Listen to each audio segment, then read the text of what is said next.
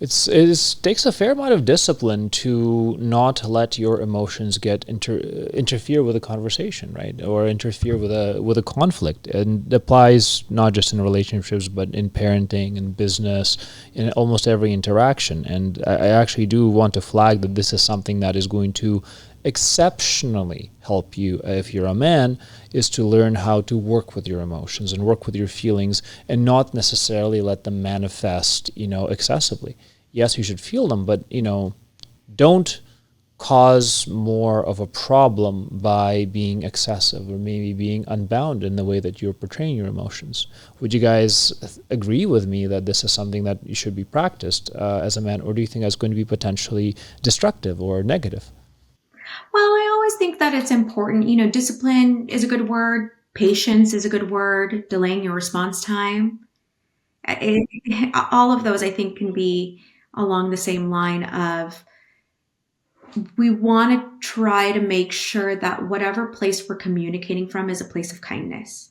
And if we're not feeling kind in the moment, then we want to take a step back and say, I need space, because we also don't want to say anything that we can't take back.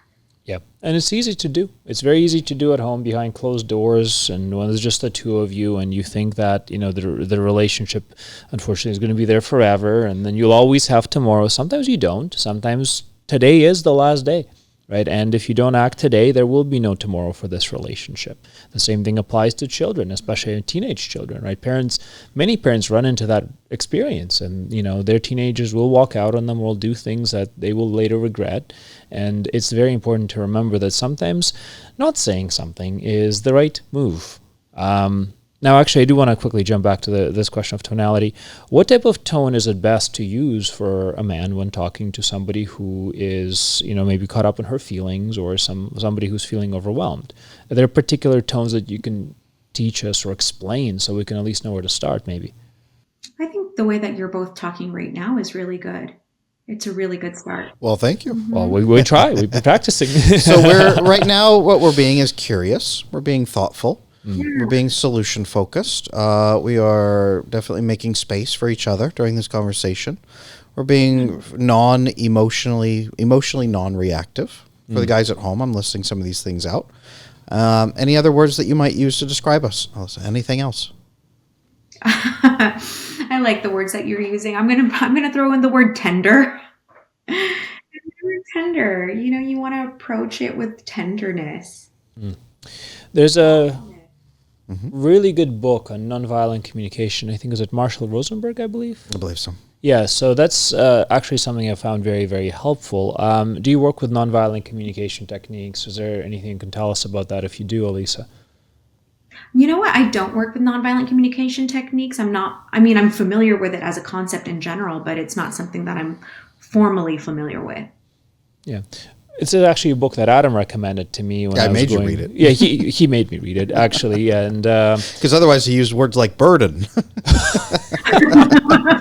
Well, look, this is at least an internal conversation. Yes. But, Yes. I 100% agree that this is a conversation that we're actually having with somebody who I'm, trying to help. 100%. Using the word burden is probably not the way As to go. you have learned, yes. Inside language, outside language. I get the distinction. But then maybe Adam, tell us a little bit more about this nonviolent communication. Why did you recommend it to me in that specific moment? Oh, sure. Well, it's all too easy once we feel pushed upon, once we feel like our space is being invaded, to think that the other person is doing it on purpose. It's all too easy to feel like the other person is not taking us seriously. A lot of women that I work with, and Elisa, I could definitely get your input on this. A lot of women, they start off thinking it's my fault, it's my problem, right? Women turn inward and blame the self first. And then through the years, as they are silently grappling with that, then they'll start sometimes to turn it outward and say, well, it's actually you. You are the problem. And at that point, it's usually too late. Well, at that point, it's terrible. So I wrote my book called Exhausted Wives, Bewildered Husbands about, the 20-year divorce, where they're together for 20 years, and then he thinks everything's okay. And she says, absolutely not. I'm divorcing you right now because I can't stand to look at you even for one more second. How could you possibly have thought that things were okay? It's been terrible. I've tried to tell you for 20 years it's terrible. And then he says, oh, I can't believe you're blindsiding me like this. He goes on the internet. He becomes super red pill, right? He posts all these things about how women are so horrible. But in reality, what has happened is she has spent those 20 years turning inward and then eventually turning outward. So one important piece with nonviolent communication is being able to understand, right? This is what I'm experiencing. Talk to me more about maybe what you're experiencing first, pulling the other person's information. Help me to understand. One thing that I work with my couples as well is I say, look, before you emotionally react to the other person, stop and say, before I react, this is what I heard. Is this maybe what you meant to say? Yeah, and we just had a fantastic conversation with John Delaney, and he said something very interesting. And he said, you have to compare the pictures in your head. Like, are you guys operating based on the same picture? Because if you are playing in different realities, how can you agree? Right? How can you actually resolve anything if there's just always a disconnect between the life you both are living? So I think there's a lot to be said there. In terms of even things like, this idea of 20-year divorce, one thing that blindsides men is that they have no ability to observe for signs. Like, they're just blind.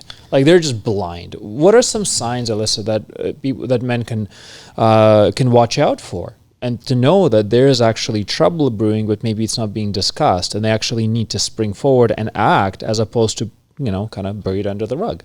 But maybe like 3, 4, 5 key signs that there's a serious problem brewing. How to stop pretending things are fine and start really paying attention. Yeah, red flags in relationships. Men, you have to pay attention the first time your wife, girlfriend tells you that they want to go to couples therapy. Listen the first time that it is said. Oftentimes I hear my clients say, I presented it to them and they say, oh, we don't need that. And then it's years later, I presented it to them again.